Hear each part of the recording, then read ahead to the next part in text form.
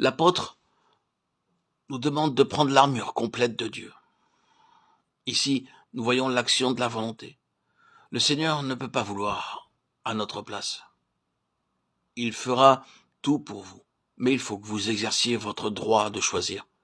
Il vous donnera la puissance, mais il veut que vous choisissiez afin que vous puissiez résister à l'ennemi.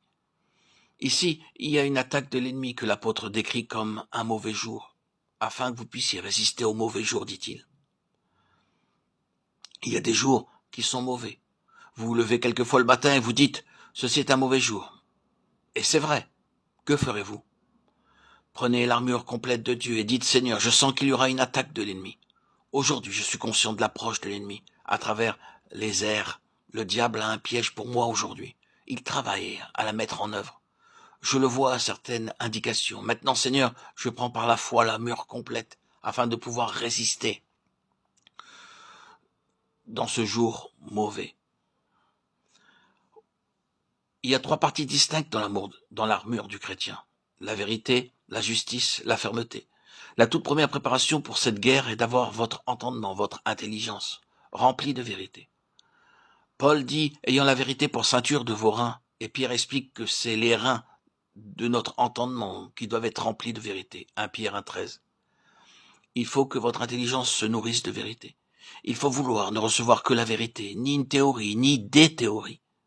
Elles sombreraient toutes dans cette guerre. Il faut avoir l'intelligence remplie de vérité.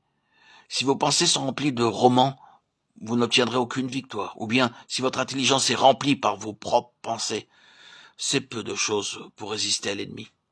Mais si votre intelligence et votre mémoire sont pleins de vérité, alors quand l'ennemi vous attaquera, vous aurez une réponse toute prête à lui opposer par les paroles de l'Écriture. Et cela en un instant, car cette attaque soudaine ne vous donne souvent pas le temps d'ouvrir le livre. Savez-vous combattre par la parole de Dieu? Savez-vous comment il faut faire quand une attaque de l'ennemi surgit dans votre vie privée? Savez-vous combattre cette oppression si lourde qui descend quelquefois sur votre esprit? La combattre en esprit, en vous servant de la parole de Dieu?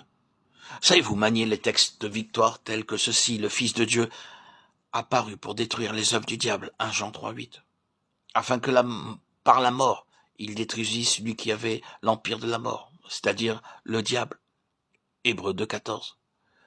Ils l'ont vaincu par le sang de l'agneau et par la parole de leur témoignage.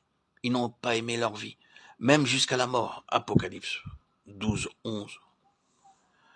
Commencez dès aujourd'hui à réviser ces versets, les lire, les apprendre par cœur, pour combattre. Et servez-vous-en jusqu'à ce que votre esprit soit libéré et que vous puissiez vous réjouir de cette délivrance en voyant la victoire de Christ sur l'ennemi.